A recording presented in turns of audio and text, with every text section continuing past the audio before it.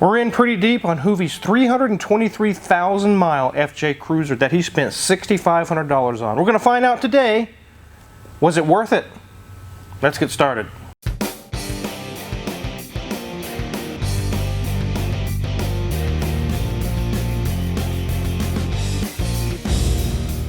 Like I just said, this is Hoovies' 2007 Toyota FJ Cruiser that he purchased at an auction for $6,500. It has over 320,000 miles on it. Some of these I've seen on Facebook Marketplace and actually serviced a few that are in the 450 to 500,000 mile range. These things are bulletproof. But that doesn't mean you're not going to have to repair things. It just means if you do the repairs, it can get you to the finish line at 300,000 and 400,000 miles. Junior Mint's doing the work. He's really enjoying it. He's in pretty deep into this thing. Let's go ahead and take a look around this FJ Cruiser and see, as far as the body and everything else, what did Hoovie get? Here's the front of this FJ Cruiser. We can see right away the headlamps are fogged over pretty bad, but with this many miles, it's to be expected. You can also see some of the clear coat is starting to peel off on this front grille area. But the black plastic bumper is doing okay.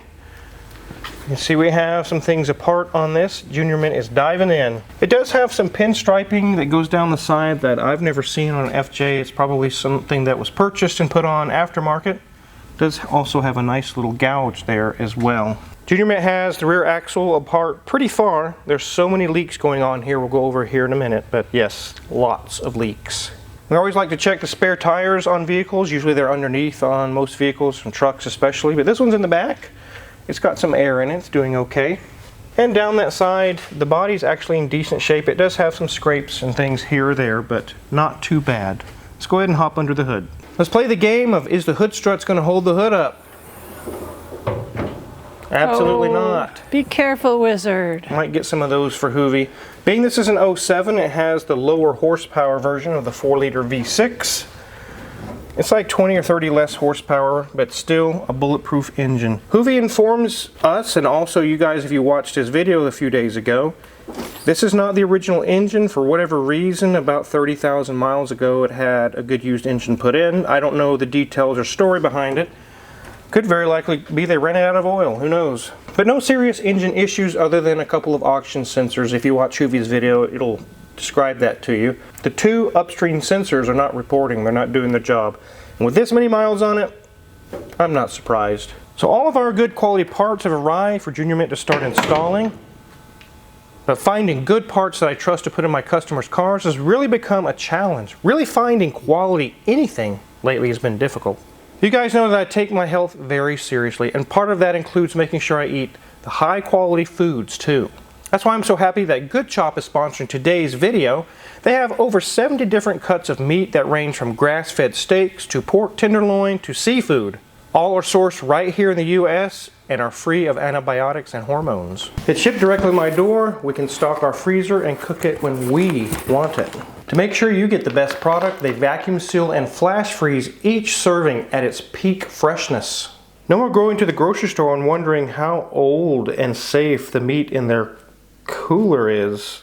Mrs. Wizard and I have found that we can eat exactly what we want when we want it. I'm not a big fan of seafood, but Mrs. Wizard is. It's so easy for her to cook me a nice thick cut ribeye steak and trout from the Colorado Rockies for herself. You guys have said in my videos before, a happy wife is a good life, and that's so true. We're eating like royalty and we're not running to the store all the time. It's really a win for both of us. You could be eating much better too. Go to goodchop.com/YouTube and use code CARWIZARD130 or click the link in the caption below and get $130 off across your first 4 boxes.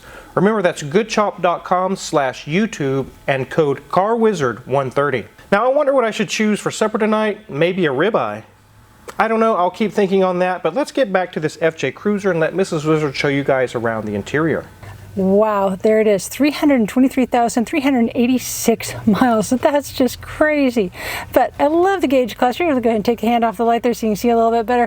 Of course, it's got all of the lights on because, well, it's just testing them. But let's go and turn that key off and save the battery for Hoovie at least. You're going to be absolutely shocked that for 300,000 miles, This is in great shape. I really don't see any major marks, no major scratches. I do love the blue plastic around all of our HVAC and our radio and all this right here. This is really nice. I love the radio. It's a very industrial styled radio, very simple to use, but very nice and very rugged. As we go down, we do have a few buttons down there with things going on, but obviously a few more options that could have been filled in. We've got our 4-wheel drive option and our gear selector as well. As we move back, it does have a cup holder, and oh, there's a Hoovies Scooby snacks. There we go. That's what we know. Now we know Hoovie lives on Scooby snacks. Very good. As we go to the seats, they're in really good shape. I don't see anything majorly wrong with them. I mean, maybe it looks like maybe a few dog hairs are there, but that's going to be it. As we look at the door card, I love the blue accent there as well. It definitely gives a nice bright appearance, because in the FJ Cruiser that the Wizard and I had, everything in here was black, black, gray, charcoal black, and, well, a little silver. It was kind of like living in a black abyss. Back seat is in really good shape. Oh, and he lives on Oreos too, or maybe that's the kiddos. Nonetheless, he's got a few snacks in here in case something were to go south on him if he was trying to drive around. And there it is. Yes, where that seatbelt is coming out, that is one hell of a blind spot. It is horrible. That was one of the reasons we did not enjoy our FJ Cruiser, is because you can't see where people are. And it's at an age where they don't have all those adaptive things that let you know, hey, somebody's next to you. But otherwise, the headliner's in great shape. I don't see any marks or Cheeto fingers or nothing like that. Everything is staying up and put where it belongs. And as we get to the steering wheel, the only wear I see is like right here and right here. And if it's like me, a lot of times when I turn the wheel, I'll put my finger here and I can pull and push it that way, or, you know, go around that way. So that is all of the wear I've seen in here. That's quite amazing. Oh, and maybe on the door handle. There's a little bit. With this many miles, I would anticipate a little wear on this door handle. But that's it. That's all there is. Let's get this up in the air. I really am wondering, why are all the wheels and the axles and all that stuff tore apart?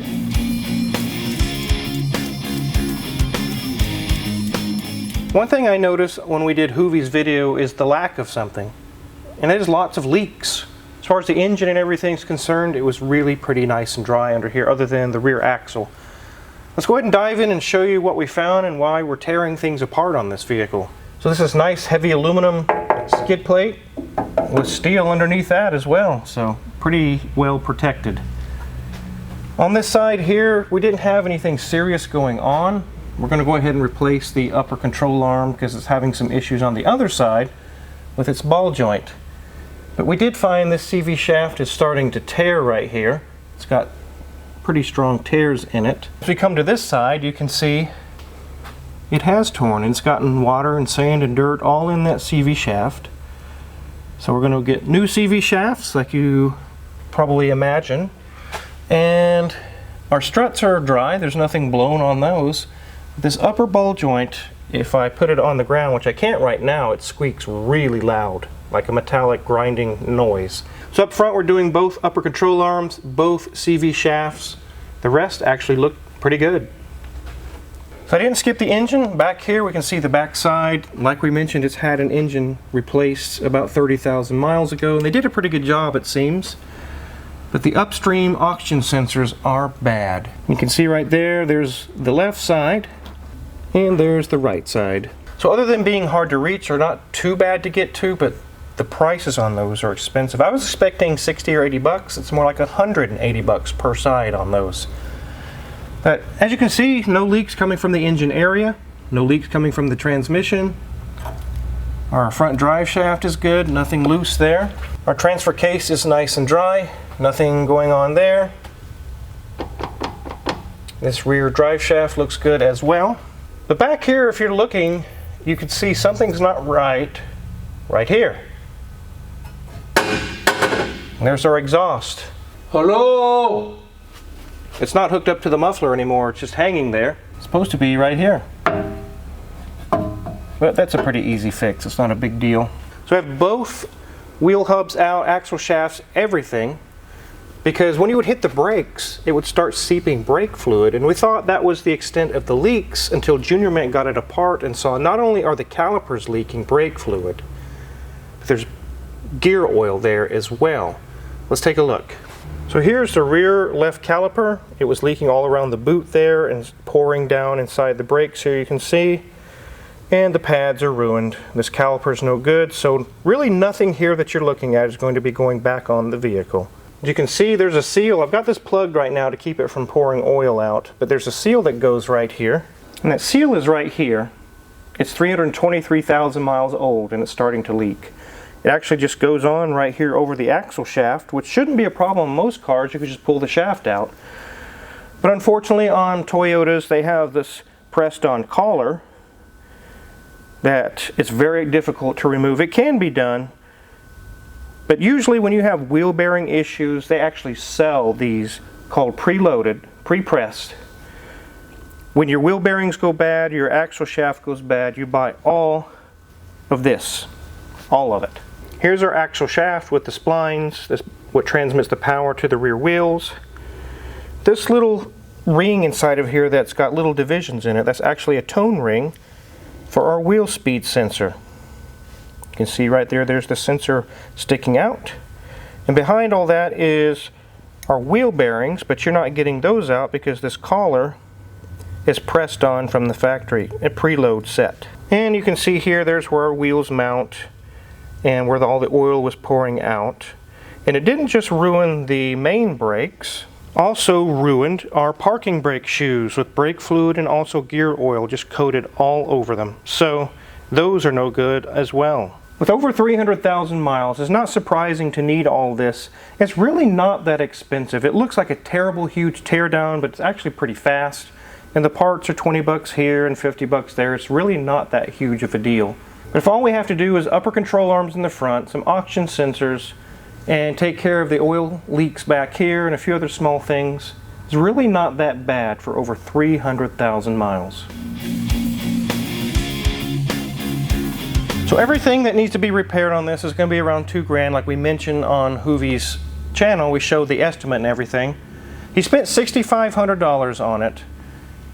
And if we put $2,000 into it, which will be into it $8,500, even though it has high miles, it's fully sorted. It drives like a new vehicle. It has no issues. The AC works, cruise control works, four-wheel drive works. Everything on it works. And being that it's a Toyota, it's not out of order to think that it'll get another 100 to 150,000 miles. Is it worth the money he spent? Absolutely. When new vehicles today are $100,000 for an SUV, for a nicely well-equipped one, base models are 60 to 70 grand. Totally, totally worth it. There are deals to be had out here. I believe the engine that was installed had 130 or 140,000 miles on it or something, so it's got a lot of life left in it as well. Again, I don't know what happened to the original engine. I have worked on a lot of these with 400,000 or 500,000 miles with the original engine. So they are able to go that far. I don't know what happened to this one. But isn't FJ Cruiser a good buy? Yes, they literally are bulletproof. I can think of a lot of American cars, domestic vehicles, or some of the cheaper Asian vehicles like Kias and Hyundais and things that have this many miles. They're done by this time. They're absolutely mechanically totaled by the time they get to 300,000 miles. This one's not. 6,500 bucks purchase price, $2,000 in repairs, that's not totaled. It's still worth it. So definitely check into one of these. Definitely check into a Toyota or Lexus if you're looking for a vehicle that's not $100,000, but it's going to last a long time. If you're curious what kind of tools Genuine is using on this vehicle, or really any tools we use in the shop, they're listed for sale on our Amazon affiliates page in the link below in the description. If you purchase anything there, we get a small cut and we really appreciate it. And make sure to hit the subscribe button because there's many more cool videos to come. Thanks for watching.